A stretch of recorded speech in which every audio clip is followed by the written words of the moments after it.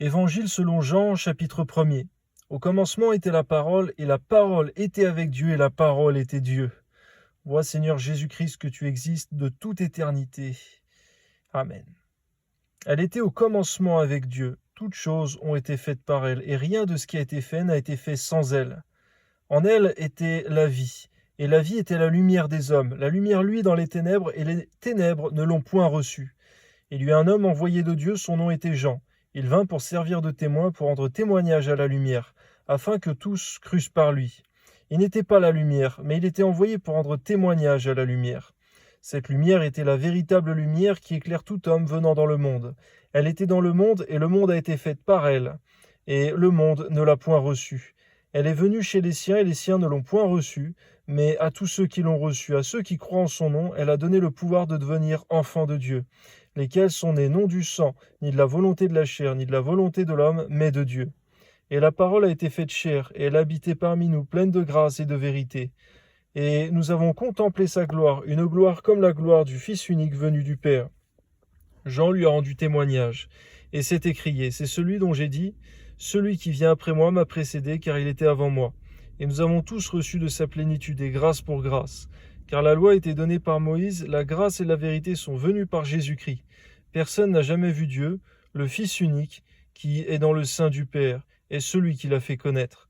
Voici le témoignage de Jean, lorsque les Juifs envoyèrent de Jérusalem des sacrificateurs et des Lévites pour lui demander, « Toi, qui es-tu » Il déclara, et ne le nia point, il déclara qu'il n'était pas le Christ.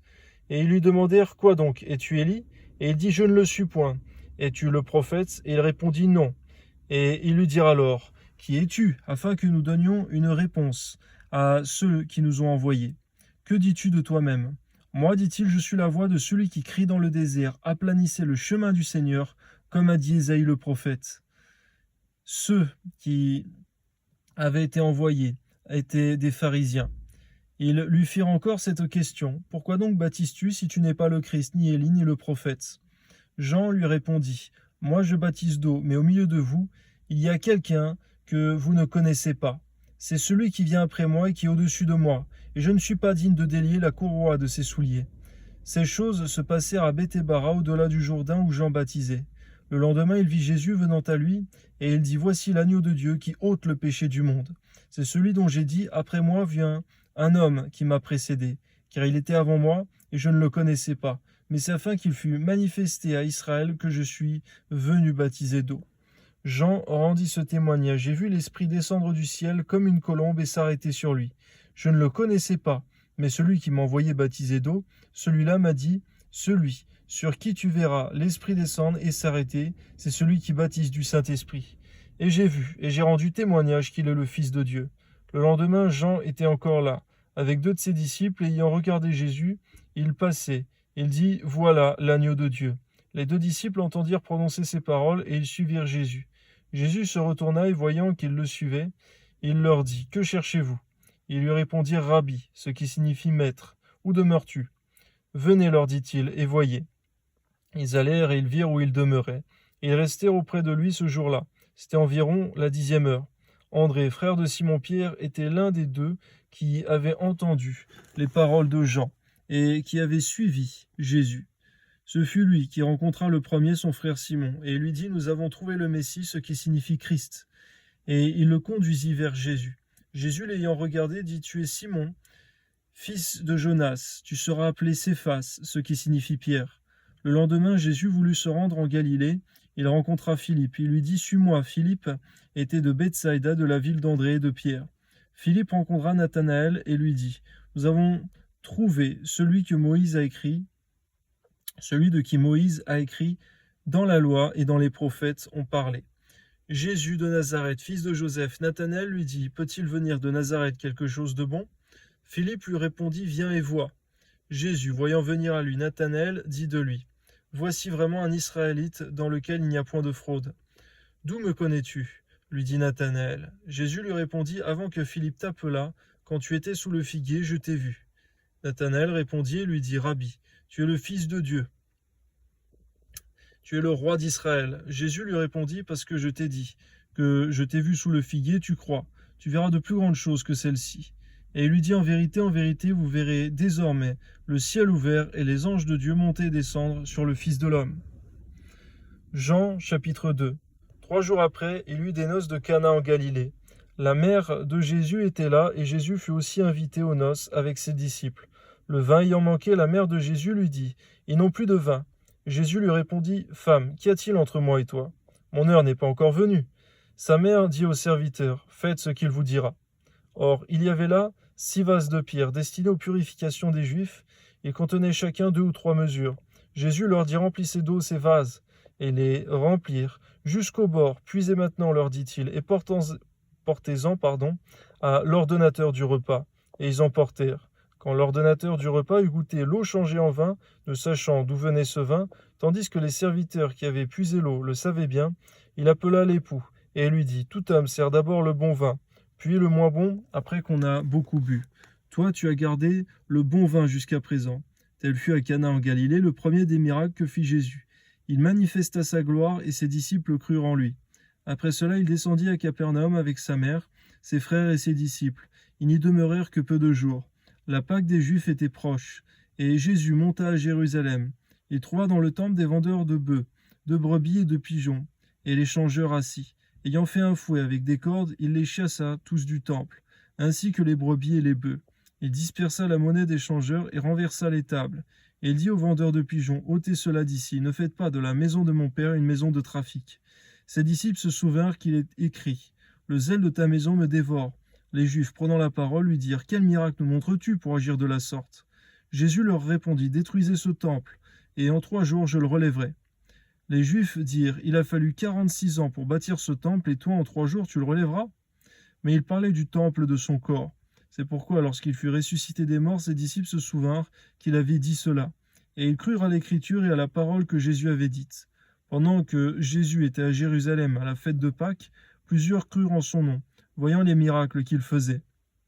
Mais Jésus ne se fiait point à eux, parce qu'il les connaissait tous, et parce qu'il n'avait pas besoin qu'on lui rendît témoignage d'aucun homme, car il savait lui-même ce qui était dans l'homme. Jean, chapitre 3. Mais il y eut un homme d'entre les pharisiens, nommé Nicodème, un chef des Juifs qui vint, lui, auprès de Jésus, de nuit, et lui dit, « Rabbi, nous savons que tu es un docteur venu de Dieu, car personne ne peut faire ces miracles que tu fais, si Dieu n'est avec lui. » Jésus lui répondit, en vérité, je te le dis, si un homme ne naît de nouveau, il ne peut voir le royaume de Dieu. » Merci Seigneur, parce que tu ne contournes pas autour du pot. Véritablement, tu vas droit à l'essentiel dans une discussion comme celle-là. Lorsqu'on annonce l'Évangile, Seigneur, de nous aller à l'essentiel et non de tourner autour du pot. Amen. Nicodème lui dit, « Comment un homme peut-il naître quand il est vieux? Peut-il entrer dans le sein de sa mère et naître ?» Jésus répondit, en vérité, je te le dis, si un homme ne naît d'eau et d'esprit, il ne peut entrer dans le royaume de Dieu. Ce qui est né de la chair est chair, et ce qui est né de l'esprit est esprit. Ne t'étonne pas que je t'ai dit, il faut que vous naissiez de nouveau. Le vent souffle où il veut et tu en entends le bruit, mais tu ne sais d'où il vient ni où il va. Il en est ainsi de tout homme qui est né de l'esprit. Nicodème lui dit, comment cela peut-il se faire? Jésus lui répondit, tu es le docteur d'Israël et tu ne sais pas ces choses? En vérité, je te le dis. Nous disons ce que nous savons et nous rendons témoignage de ce que nous avons vu.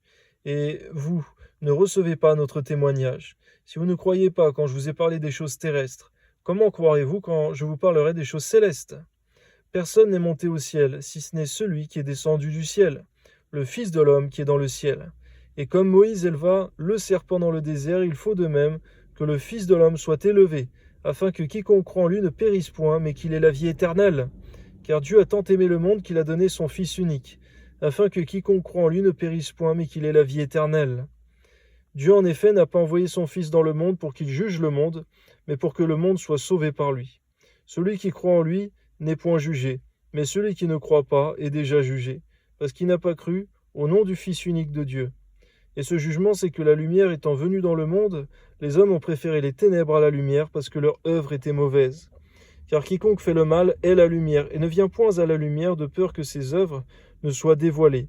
Mais celui qui agit selon la vérité vient à la lumière, afin que ses œuvres soient manifestées, parce qu'elles sont faites en Dieu. Après cela, Jésus, accompagné de ses disciples, se rendit dans la terre de Judée, et il demeurait avec eux, et il baptisait. Jean aussi baptisait à Hénon, près de Salim, parce qu'il y avait là beaucoup d'eau, et on y venait pour être baptisé, car Jean n'avait pas encore été mis en prison. Or il s'élevait, de la part des disciples de Jean, une dispute avec les Juifs touchant la purification. Ils vinrent trouver Jean et lui dirent: Rabbi, celui qui était avec toi au-delà du Jourdain, et à qui tu as rendu témoignage, voici, il baptise, et tous vont à lui. Jean répondit: un homme ne peut recevoir que ce qui lui a été donné du ciel. Vous-même m'êtes témoin que j'ai dit: je ne suis pas le Christ, mais j'étais envoyé devant lui. Celui à qui appartient l'épouse, c'est l'époux. Mais l'ami de l'époux, qui se tient là et qui l'entend, éprouve une grande joie à cause de la voix de l'époux. Aussi cette joie qui est la mienne est parfaite. Il faut qu'il croisse et que je diminue. Celui qui vient d'en haut est au-dessus de tous. Celui qui est de la terre est de la terre, et il parle comme étant de la terre. Celui qui vient du ciel est au-dessus de tous. Il rend témoignage de ce qu'il a vu et entendu, et personne ne reçoit son témoignage. Celui qui a reçu son témoignage a certifié que Dieu est vrai, car celui que Dieu a envoyé dit les paroles de Dieu, parce que Dieu ne lui donne pas l'esprit avec mesure. Le Père aime le Fils, et il a remis toutes choses entre ses mains. Celui qui croit au Fils a la vie éternelle. Celui qui ne croit pas au Fils ne verra point la vie, mais la colère de Dieu demeure sur lui. Jean chapitre 4. Le Seigneur sut que les pharisiens avaient appris qu'il faisait et baptisait plus de disciples que Jean. Toutefois, Jésus ne baptisait pas lui-même, mais c'étaient ses disciples. Alors il quitta la Judée et retourna en Galilée. Comme il fallait qu'il passât par la Samarie, il arriva dans une ville de Samarie nommée Sichar, près du champ que Jacob avait donné à Joseph, son fils. Là se trouvait le puits de Jacob. Jésus, fatigué du voyage, était assis au bord du puits. C'était environ la 6e heure. Une femme de Samarie vint puiser de l'eau. Jésus lui dit: donne-moi à boire, car ses disciples étaient allés à la ville pour acheter des vivres. La femme samaritaine lui dit: comment toi, qui es juif, me demandes-tu à boire, à moi qui suis une femme samaritaine? Les Juifs, en effet, n'ont pas de relation avec les Samaritains. Jésus lui répondit: si tu connaissais le don de Dieu, et qui est celui qui te dit: donne-moi à boire, tu lui aurais toi-même demandé à boire, et il t'aurait donné de l'eau vive. Seigneur, lui dit la femme, tu n'as rien pour puiser, et le puits est profond. D'où aurais-tu donc cette eau vive? Es-tu plus grand que notre père Jacob qui nous a donné ce puits et qui en a bu lui-même, ainsi que ses fils et ses troupeaux? Jésus lui répondit: quiconque boit de cette eau aura encore soif, mais celui qui boira de l'eau que je lui donnerai n'aura plus jamais soif. Et l'eau que je lui donnerai deviendra en lui une source d'eau qui jaillira jusque dans la vie éternelle. La femme lui dit: Seigneur, donne-moi cette eau, afin que je n'aie plus soif, et que je ne vienne plus puiser ici. Va, lui dit Jésus, appelle ton mari et viens ici. La femme répondit: je n'ai point de mari. Jésus lui dit: tu as raison de dire: je n'ai point de mari, car tu as eu 5 maris, et celui que tu as maintenant n'est pas ton mari. En cela tu as dit vrai. Seigneur, lui dit la femme, je vois que tu es prophète. Nos pères ont adoré sur cette montagne, et vous dites, vous, que le lieu où il faut adorer est à Jérusalem. Femme, lui dit Jésus, crois-moi, l'heure vient où ce ne sera ni sur cette montagne, ni à Jérusalem que vous adorerez le Père. Vous adorez ce que vous ne connaissez pas. Nous adorons ce que nous connaissons, car le salut vient des Juifs. Mais l'heure vient, et elle est déjà venue, où les vrais adorateurs adoreront le Père en esprit et en vérité, car ce sont là les adorateurs que le Père demande. Dieu est esprit, et il faut que ceux qui l'adorent en esprit et en vérité. La femme lui dit: je sais que le Messie doit venir, celui qu'on appelle Christ. Quand il sera venu, il nous annoncera toutes ces choses. Il nous annoncera toutes choses. Jésus lui dit: je le suis, moi qui te parle. Là-dessus arrivèrent ses disciples qui furent étonnés de ce qu'il parlait avec une femme. Toutefois, aucun ne dit: que demandes-tu? Ou pourquoi lui parles-tu? Alors la femme, ayant laissé sa cruche, s'en alla dans la ville et dit aux gens: venez voir, un homme qui m'a dit tout ce que j'ai fait. Ne serait-ce point le Christ? Ils sortirent de la ville et ils vinrent vers lui. Pendant ce temps, les disciples le pressaient de manger, disant: Rabbi, mange. Mais il leur dit: j'ai à manger une nourriture que vous ne connaissez pas. Les disciples se disaient donc les uns aux autres: quelqu'un lui aurait-il apporté à manger? Jésus leur dit: ma nourriture est de faire la volonté de celui qui m'a envoyé, et d'accomplir son œuvre. Ne dites-vous pas qu'il y a encore 4 mois jusqu'à la moisson? Voici, je vous le dis, levez les yeux et regardez les champs qui déjà blanchissent pour la moisson. Celui qui moissonne reçoit un salaire et amasse des fruits pour la vie éternelle, afin que celui qui sème et celui qui moissonne se réjouissent ensemble. Car en ceci, ce qu'on dit est vrai. Autre est celui qui sème et autre est celui qui moissonne. Je vous ai envoyé moissonner ce que vous n'avez pas travaillé. D'autres ont travaillé et vous êtes entrés dans leur travail. Plusieurs Samaritains de cette ville crurent en Jésus à cause de cette déclaration formelle de la femme. Il m'a dit tout ce que j'ai fait. Aussi, quand les Samaritains vinrent le trouver, ils le prièrent de rester auprès d'eux. Et il resta là 2 jours. Un beaucoup plus grand nombre crurent à cause de sa parole, et il disait à la femme, « Ce n'est plus à cause de ce que tu nous as dit que nous croyons, car nous l'avons entendu nous-mêmes, et nous savons qu'il est vraiment le Christ, le Sauveur du monde. » Après ces 2 jours, Jésus partit de là pour se rendre en Galilée, car il avait déclaré lui-même qu'un prophète n'est pas honoré dans sa propre patrie. Lorsqu'il arriva en Galilée, il fut bien reçu des Galiléens, qui avaient vu tout ce qu'il avait fait à Jérusalem pendant la fête, car eux aussi étaient allés à la fête. Jésus retourna donc à Cana en Galilée, où il avait changé l'eau en vin. Il y avait à Capernaum un officier du roi dont le fils était malade. Ayant appris que Jésus était venu de Judée en Galilée, il alla vers lui et le pria de descendre et de guérir son fils, qui était près de mourir. Jésus lui dit, « Si vous ne voyez des miracles et des prodiges, vous ne croyez point. » L'officier du roi lui dit, « Seigneur, descends avant que mon enfant meure. » « Va, lui dit Jésus, ton fils vit. » Et cet homme crut à la parole que Jésus lui avait dite, et il s'en alla. Comme déjà il descendait, ses serviteurs, venant à sa rencontre, lui apportèrent cette nouvelle, « Ton enfant vit. » Il leur demanda à quelle heure il s'était trouvé mieux, et lui dirent, « Hier, à la 7e heure. » La fièvre l'a quitté. Le père reconnut que c'était à cette heure-là que Jésus lui avait dit, « Ton fils vit. » Et il crut, lui et toute sa maison. Jésus fit encore ce second miracle lorsqu'il fut venu de Judée en Galilée. Jean chapitre 5. Après cela, il y eut une fête des Juifs, et Jésus monta à Jérusalem.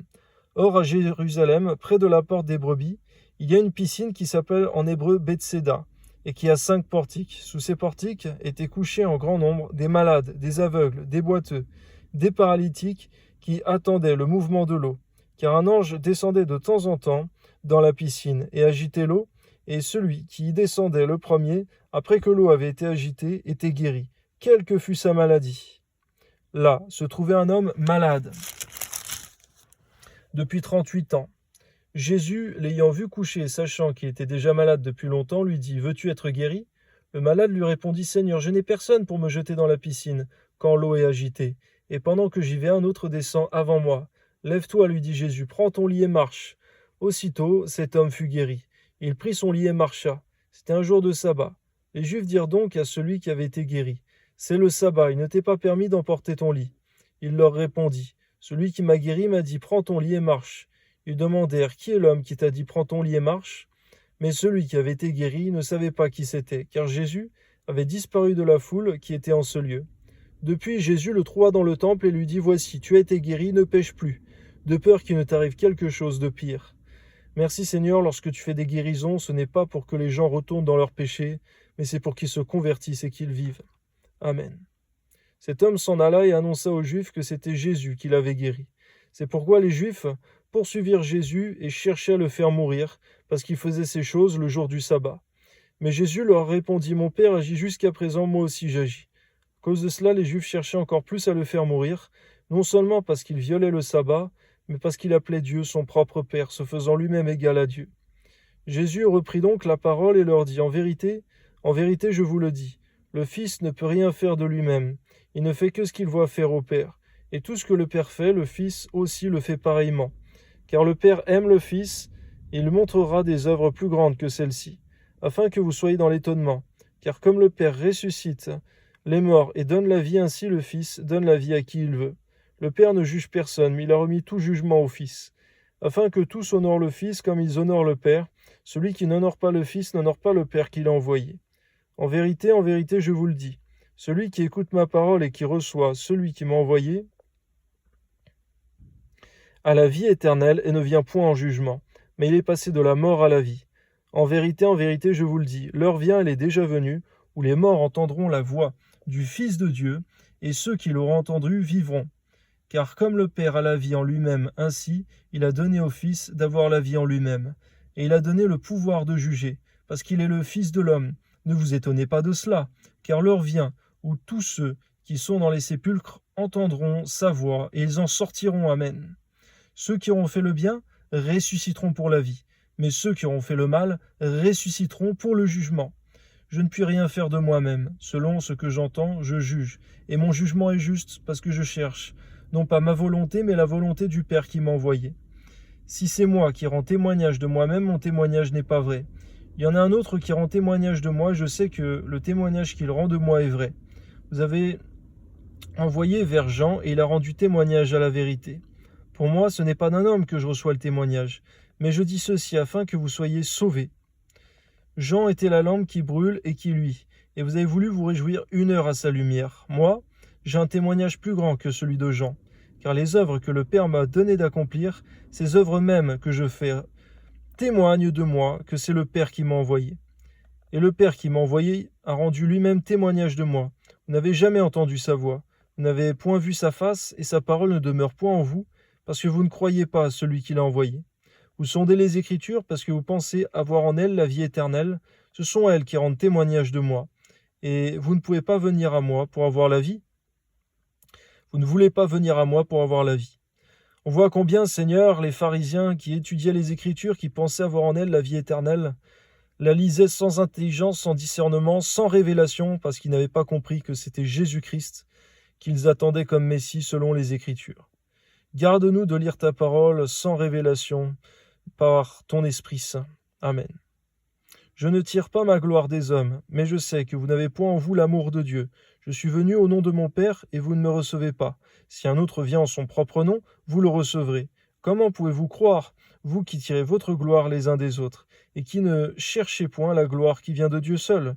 Ne pensez pas que moi je vous accuserai devant le Père. Celui qui vous accuse, c'est Moïse, en qui vous avez mis votre espérance. Car si vous croyez Moïse, vous me croiriez aussi, parce qu'il a écrit de moi. Mais si vous ne croyez pas à ses écrits, comment croiriez-vous à mes paroles?